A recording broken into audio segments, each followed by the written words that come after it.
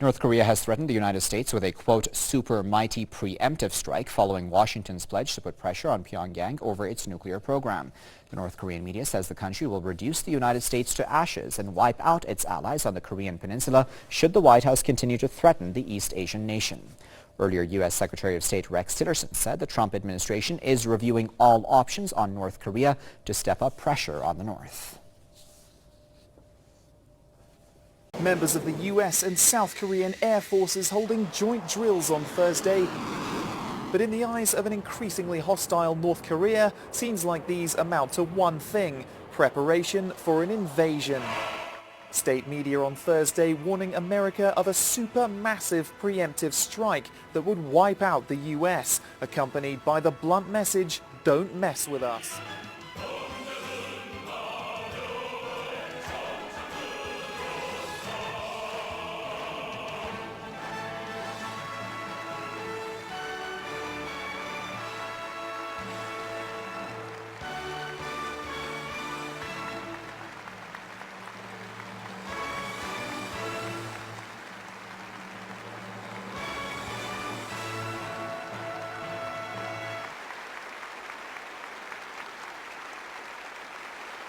All comes as the U.S. contemplates new ways to put pressure on the North. We're reviewing all the status of North Korea, both in terms of state sponsorship of terrorism, as well as all the other ways in which we can bring pressure to bear on the regime in Pyongyang. How exactly that happens is also causing a stir. Wednesday saw a fallout at the United Nations, members of the Security Council tabling a new draft statement on Pyongyang's weapons program, sticking with a previous line to facilitate a peaceful and comprehensive solution, but removing the words "through dialogue" at the end. Russia demanded the words be added back into the statement, but the US didn't want that.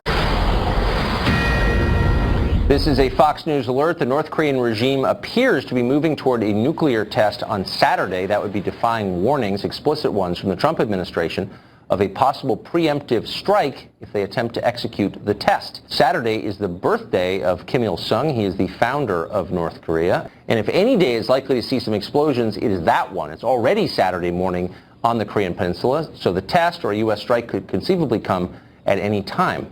North Korea's military has issued a statement warning it would annihilate American troops in South Korea, quote, within minutes if it is attacked.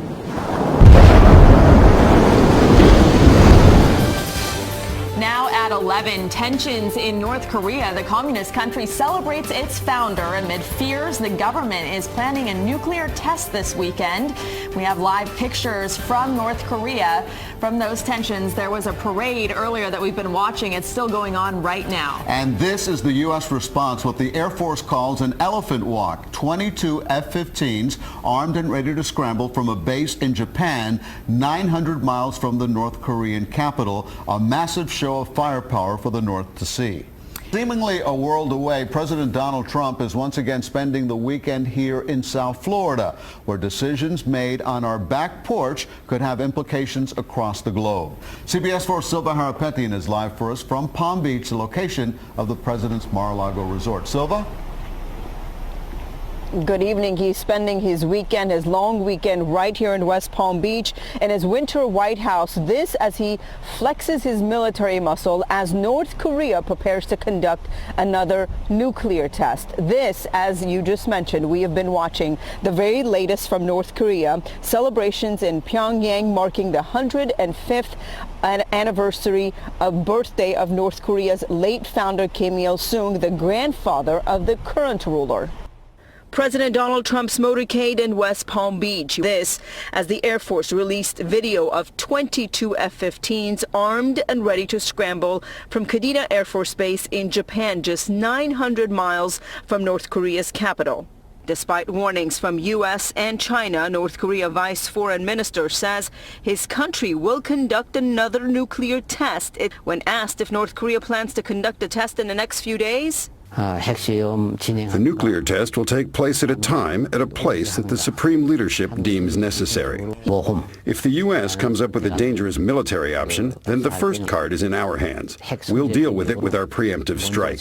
This means war. It confirms that if they feel like North Korea is going to be attacked, they will use nuclear weapons. Of course. The U.S. could launch a devastating attack.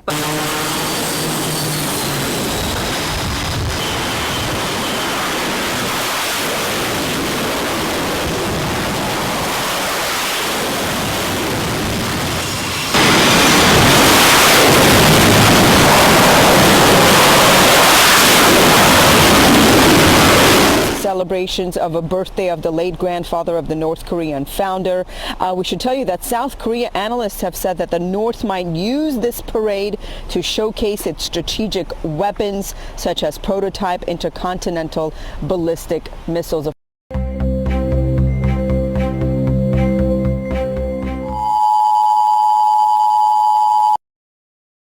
This is an emergency. If you were asked to make a list of the most unpredictable, secretive, and oppressive countries in the world today, it's a safe bet that North Korea would probably be at the top. As one of the last remaining totalitarian regimes, North Korea and its line of self-proclaimed supreme leaders have a history of oppression, human rights violations, and manipulation of its citizens, and a proclivity for displays of military power. In recent months, we've seen tensions rising between North Korea and many member states of the United Nations, as Kim Jong-un has aggressively pursued his goal of making North Korea a nuclear power. With so many nations in a military standoff, now seems like a good time to take a hard look at North Korea. Is Kim Jong-un a serious threat, or is he just the boy who cried Armageddon? To begin to understand North Korea's current position in global affairs, we need to look back to 2003. Kim Jong-un's father, Kim Jong-il, was supreme leader in 2003, and made the decision to withdraw North Korea's membership in the Treaty of the Non-Proliferation of Nuclear Weapons after U.S. allegations that North Korea had started an enriched uranium weapons program. This made North Korea the first nation to withdraw from the treaty, and, needless to say, caused concern among the other signatories. 3 years later, in 2006, North Korean officials announced that they would conduct a nuclear test in the future, but did not provide a specific date. Sure enough, 1 week later, the United States Geological Survey detected a magnitude 4.3 seismic event emanating from within North Korea, which indicated a nuclear test. These suspicions were confirmed shortly thereafter with an announcement that the North had indeed completed a successful underground test of a nuclear fission device. The consequences of this test were severe. The United Nations, the European Union, and the individual countries of the US, Japan, South Korea, and China enacted sanctions against North Korea that targeted the country's systemic vulnerabilities by blocking their offshore hard currency reserves and reducing potential income with trade and financial sanctions.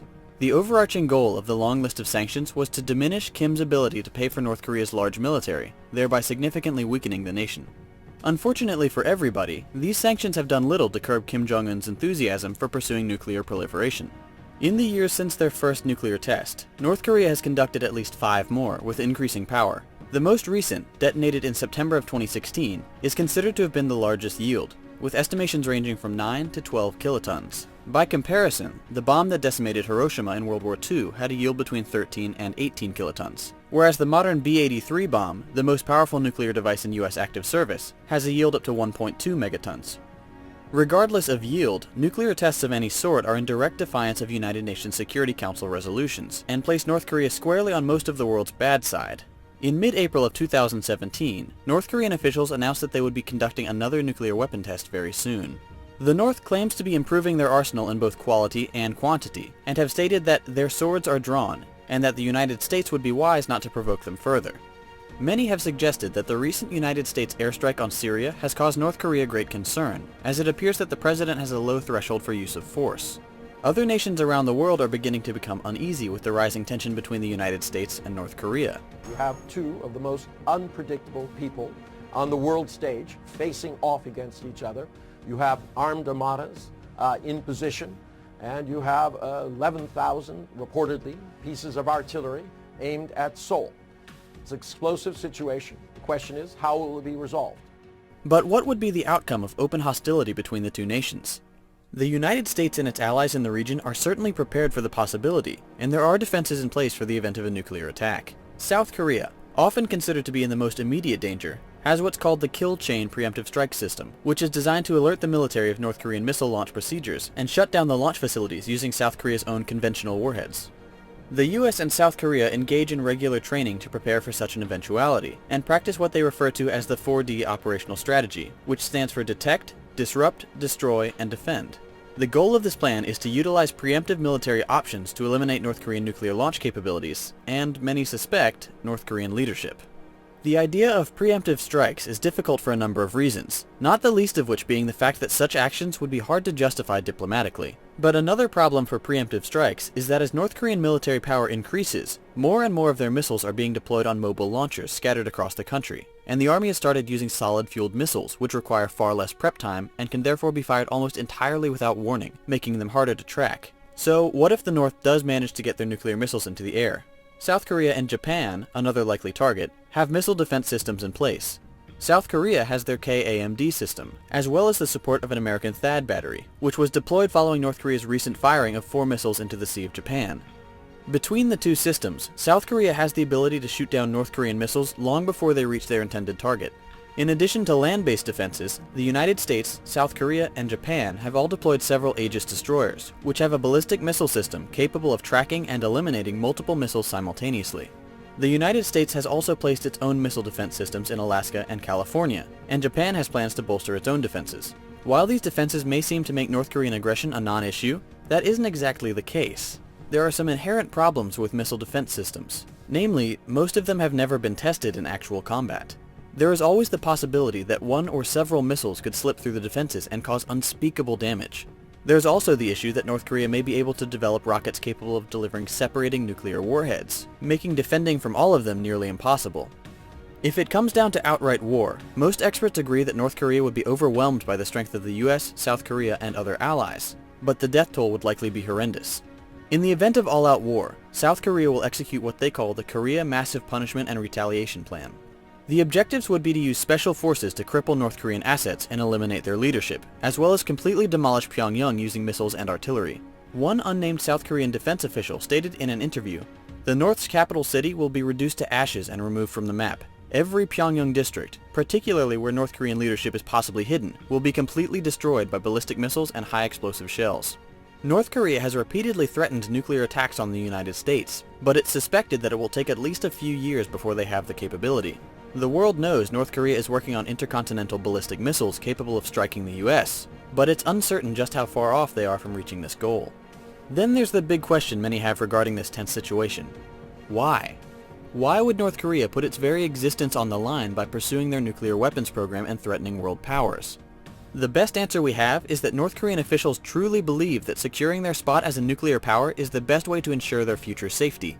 With a massive arsenal of weapons of mass destruction, who would dare challenge their glorious leader? Pyongyang fears that without superweapons, the United States, which it sees as the ultimate threat, will eventually wipe North Korea off the map. It's very difficult to understand the reasoning behind a cult of personality like Kim Jong-un, but it's put the world in a very precarious spot. Some have compared North Korea achieving nuclear capabilities to a child finding his father's handgun. But in reality, it's more like a child showing up to a family reunion with a box of homemade pipe bombs and the detonator in hand. It comes down to a difficult decision. Launch a preemptive strike and potentially save tens of thousands of lives, but start a war in the process, or attempt to deter them and hope that they're bluffing. There's a fine line between deterrence and provocation, and we'll just have to hope that the leaders involved know how to walk that line.